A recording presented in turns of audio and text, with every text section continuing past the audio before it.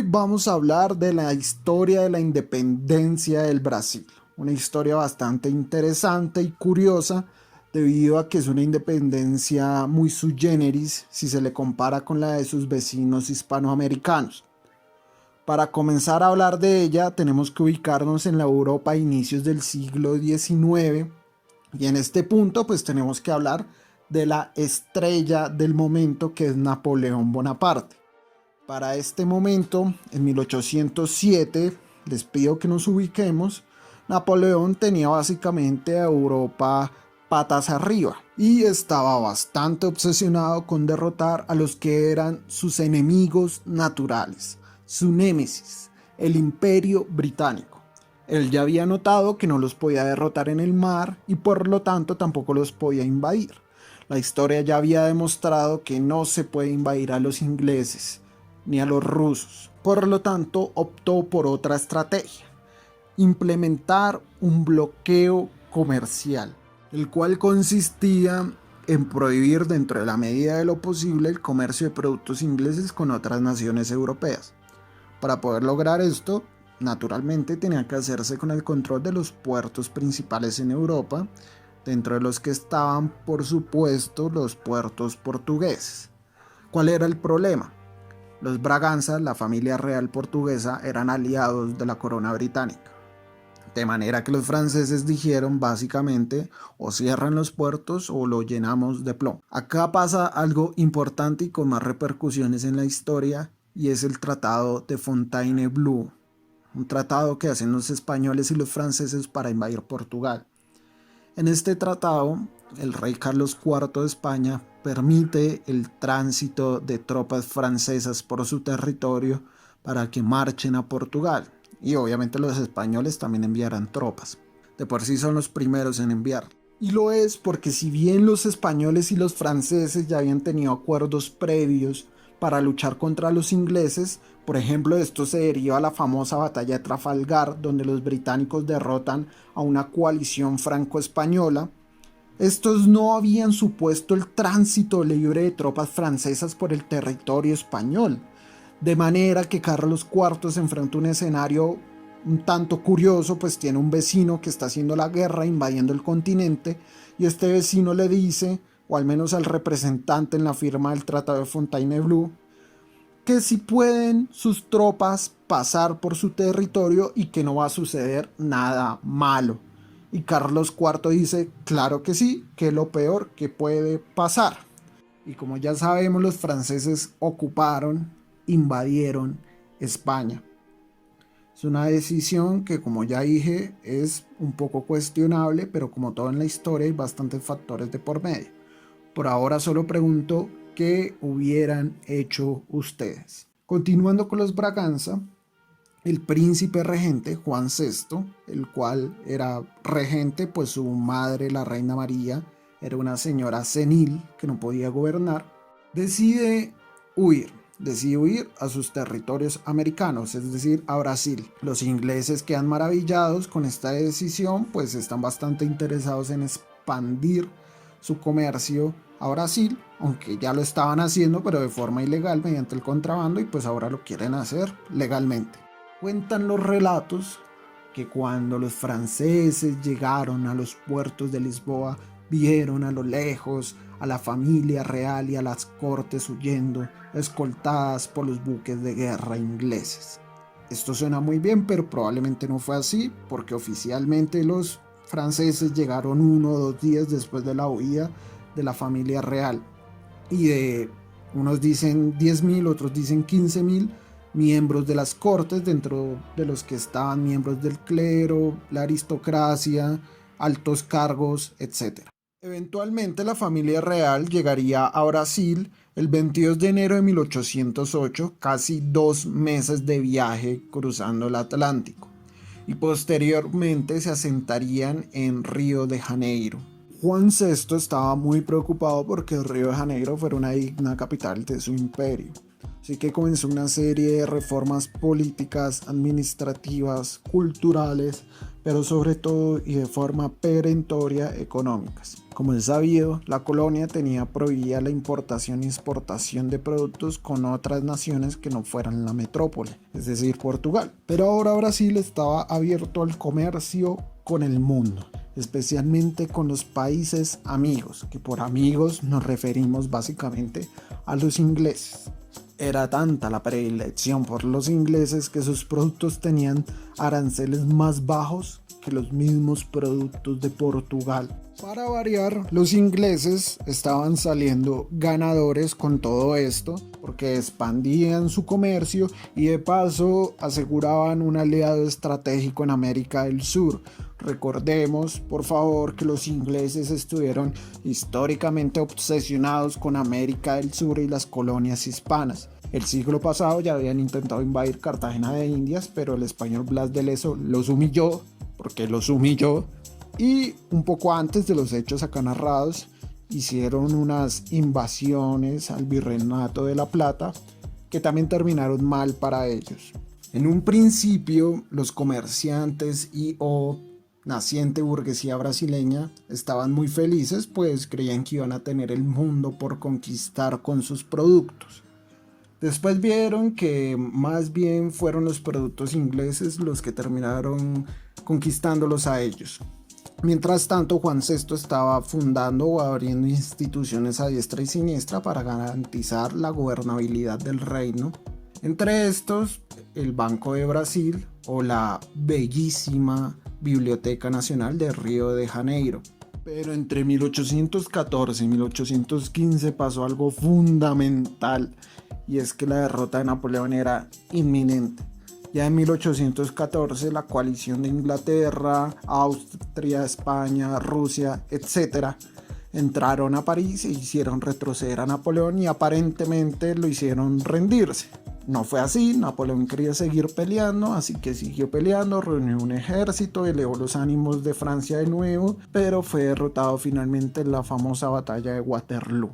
El caso es que durante este periodo se convocó a un evento conocido como el Congreso de Viena, en el cual se iban a reunir los representantes de las naciones europeas, especialmente las viejas monarquías y aún más especialmente las potencias ganadoras, como Inglaterra, Austria, Rusia y España ya no tanto, ¿no? Esto marca un punto de ruptura, ya España no era la gran potencia de antaño.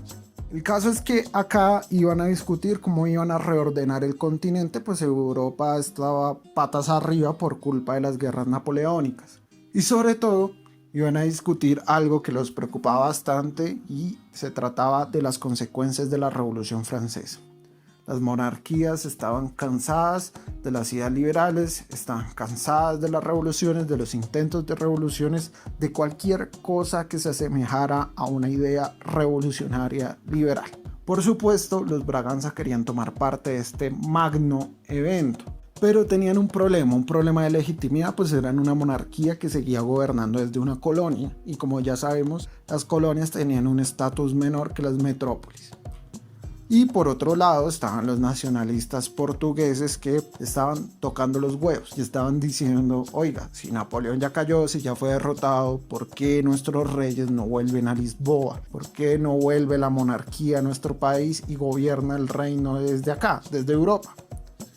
La cuestión es que Juan VI estaba ya más o menos amañado en Brasil, igual que su hijo Pedro, y no es que tuviera muchas ganas de volver. De manera que en un acto muy sagaz, hay que decirlo, solucionó este debate, esta encrucijada, de una forma muy sencilla. Y es que elevó a Brasil a la categoría de reino. El 16 de diciembre de 1815, Juan VI proclama el Reino Unido de Brasil, Portugal y Algarve. Brasil ya no era nunca más una colonia y tenía el mismo estatus que la metrópoli Portugal. Este es un altísimo precedente en la historia de las independencias latinoamericanas. En un principio los portugueses no tuvieron mucho problema con la decisión de su rey, pero con los años se demostró que no se quedaron con esa. En 1820 estalló la Revolución de Oporto, una revolución más o menos liberal o liberal para la época, que exigía, entre muchas cosas, la redacción de una constitución, que los reyes volvieran a Portugal y sobre todo que Brasil volviera a ser una colonia. Este último punto se puede explicar desde varias aristas económicas, culturales y políticas, pero muy por encima se puede decir que los portugueses no querían renunciar a sus privilegios coloniales básicamente. Por el lado económico no querían competir por las materias primas tan ricas que se producían en Brasil, materias primas a las que estaban accediendo otras naciones, sobre todo los ingleses. Y cultural y políticamente pues había una relación de subordinación histórica, y el hecho de que Brasil fuera un reino al igual que ellos implicaba que tuvieran el mismo nivel de representación, al menos sobre el papel, en temas políticos y administrativos. Las Cortes de Lisboa le dijeron a Juan VI que si quería seguir siendo el monarca tenía que volver a Portugal, y que si no volvía pues ya no lo sería. Juan VI no se lo pensó mucho y en abril de 1821 volvió, pero otra vez muy sagaz, como ya lo había demostrado, dejó a su hijo, el heredero, Pedro, como regente de Brasil. En este periodo comienza un tire y afloje, pues el pobre príncipe no sabía muy bien qué hacer. Por un lado, las cortes comenzaron a insistir bastante en que él también volviera, y más tarde su padre también. Pero por otro lado, en Brasil, sobre todo en Río de Janeiro, había ya una movida muy fuerte para que se quedara el príncipe, pues todo el mundo estaba muy cabreado, pues porque no querían volver a ser una colonia, lo cual era bastante entendible. Pero Pedro, al parecer, vaciló bastante, incluso se dice que llegó a redactar una carta de despedida al pueblo de Brasil. Afortunadamente este no sería su destino y el 9 de enero de 1822 decide quedarse. Como ya se pueden imaginar, este es un punto de quiebre fundamental, pues Pedro deja clara una ruptura entre él y las Cortes de Lisboa, y más o menos con su padre, aunque Pedro siempre le mostró amor y fidelidad a él, a su rey, hasta el día de su muerte. En este punto hay que tener en cuenta dos personajes fundamentales en la decisión del príncipe. Por un lado está José Bonifacio, una personalidad política bastante importante para la época, quien ayudó en la recolección de unas firmas para mostrarle apoyo popular al príncipe. Después sería ministro del reino, consejero de Pedro, más adelante sería el tutor de su hijo, en fin. Seguidamente está la esposa de Pedro, la princesa Leopoldina. Hasta donde sabemos de ella se pueden decir varias cosas, más o menos todas buenas. Para empezar, que era una mujer bastante amorosa, acompañó a Pedro en el día a día, lo aconsejaba, y digamos que Pedro no fue muy recíproco con el tema, fue bastante desconsiderado, la engañaba y al final eso la terminó deprimiendo, enfermó y murió. Se dice que Pedro se agachó, tomó su retrato, comenzó a llorar y justo ahí se dio cuenta de la mujer que había perdido. Muy tarde, amigo mío. También está otro factor, y es que era bastante carismática frente al pueblo de Brasil y la población en general la amaba. Y en un tercer término está una cuestión estratégica, pues Leopoldina era nada más y nada menos que una archiduquesa de la casa Habsburgo de Austria, por lo que su apoyo implicaba una pieza de ajedrez más en ese tablero. Los portugueses se lo tenían que pensar mejor si hacían una especie de movida agresiva, militar, trayendo a la familia real por la fuerza, pues no estaban muy interesados en hacer enojar a los señores austriacos, pues evidentemente eso les costaría bastante. En este punto comienza una serie de movidas políticas, administrativas y populares. Por ejemplo, se decretó que todas las leyes que vinieran de Portugal debían ser aprobadas por el príncipe. Asimismo, se inició una especie de gira que iba de provincia en Brasil, con el fin de recolectar los apoyos populares para la causa del príncipe. En ese momento, las Cortes de Lisboa, en un último intento por hacer valer su voluntad, hacen una jugada que les cuesta todo, y es que restan, casi anulan los poderes políticos y administrativos del gabinete de gobierno, del que hacía parte José Bonifacio, y por lo tanto dejan a Pedro como un simple administrador de provincia. Pedro se entera de esto muy cerca de Sao Paulo, en el arroyo Ipiranga, y ese día se da cuenta que ya no hay vuelta atrás, ya no hay lazos que los unan con Portugal. Y el 7 de septiembre de 1822 proclama independencia o muerte. El 12 de octubre de 1822 es proclamado emperador Pedro I de Brasil, y el 1 de diciembre del mismo año es su coronación oficial. Hay mucho por decir respecto a la elección de este título, emperador. Lo que se dice comúnmente es que rey implica un derecho divino, una familia, un linaje, en fin. En cambio, emperador se debe a una designación popular, ¿no? Como en la antigua Roma, el César fue proclamado como tal en tanto que el pueblo lo eligió. Y más o menos, igual Napoleón. Pero también hay que decir algunas cosas respecto a este tema, y es que en Brasil siempre hubo una idea de expansión. Cuando Juan VI llegó a la colonia, siempre tuvo en su mente una visión imperial para con la colonia. Siempre estuvo mirando muy hacia el sur, hacia el virreinato del Río de la Plata, siempre fue seducido por esos territorios. Cuando comenzaron las revoluciones hispanas, la reina, la esposa de Juan, Carlota Joaquina de Borbón, incluso tuvo oscuras intenciones frente a las colonias españolas, pues ante la ausencia de poder ella se dijo, bueno, pues yo soy una Borbón, yo voy a reclamar los territorios coloniales de España para mí. Y Juan VI también se lo pensó, ¿no? Él dijo, bueno, mi esposa es una Borbón, las voy a reclamar para mí. De por sí es sabido que Simón Bolívar en alguna ocasión manifestó sus reservas frente a Juan VI, pues en pleno periodo de auge revolucionario, él decía, no sabemos qué va a hacer este tipo, no sabemos si va a estar quieto, no sabemos si se va a unir a la Santa Alianza en su pretensión de restablecer el viejo orden monárquico, o si se va a valer, como ya lo dijimos, de los derechos, de los aparentes derechos de su esposa. Además, en Brasil había una preocupación constante que era la cuestión de la unidad, pues estaba dividido en provincias, algunas más o menos independientes de las otras, y en Pedro se veía esta figura de cohesión. Entonces, si juntamos factores, el problema de la unidad, la cuestión de estar viendo siempre más allá de sus fronteras, y si indagamos en la historia, y los invito a que lo hagan, podríamos realizar conjeturas, inferencias sobre la elección de este título de emperador. Acá termina la historia principal de la independencia de Brasil, una independencia bastante sui generis si se le compara con la de sus vecinos hispanoamericanos. Pero continuará la historia de Pedro I, una historia llena de agonías y victorias.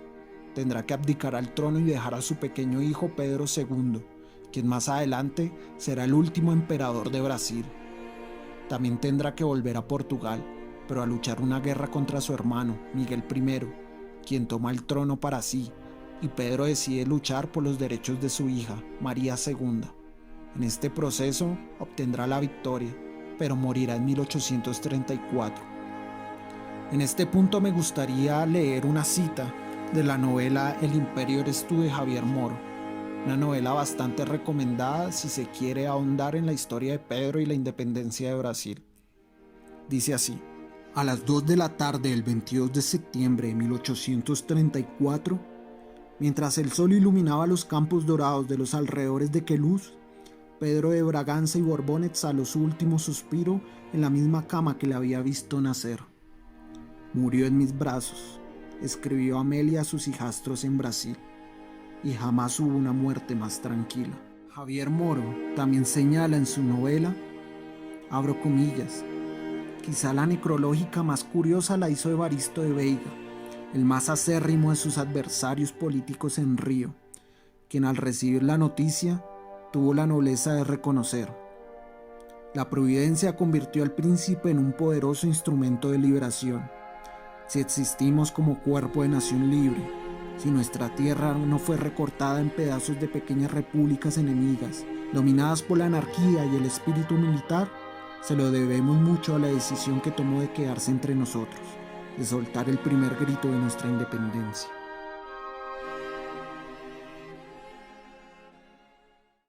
Espero que este espontáneo relato haya sido de su agrado y que sobre todo haya despertado su curiosidad por el proceso de emancipación brasilero. Si fue así, sería maravilloso que le dieran like y compartieran el video, y sería aún más maravilloso que se suscribieran a mi canal. Esto fue Lo Leo y Te Lo Cuento.